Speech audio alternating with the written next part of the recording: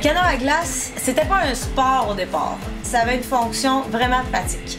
Il n'y avait pas de traversier à l'époque, donc il servait à transporter des passagers via les îles puis de Québec-Lévis d'une rive à l'autre, soit marchandises, la poste, les médicaments souvent, beaucoup.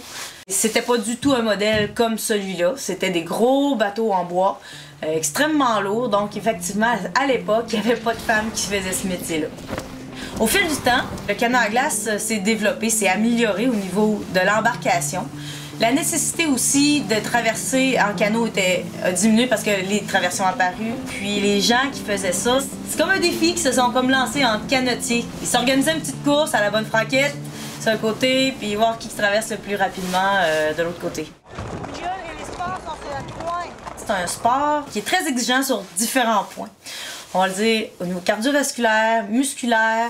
C'est un sport qui te garde en haleine. T'as pas le droit d'arrêter. Sinon, tu te fais déporter par le courant. Donc, moi, tout cet aspect adrénaline, moi, ça m'allume. Puis, c'est pas juste ramer ou est-ce que le mouvement reste continu. Il faut débarquer, il faut bouger. Écoute, le temps passe à une vitesse folle, là. Ça arrête jamais. Puis moi, j'adore ça. Le canot à glace, c'est vraiment attaché à Québec. C'est né d'ici, c'est né des îles du Saint-Laurent, l'île aux grues, l'île aux coudres. Écoute, c'était vital pour eux, le canot. Il faut pas perdre ça, ça appartient vraiment à notre région ici.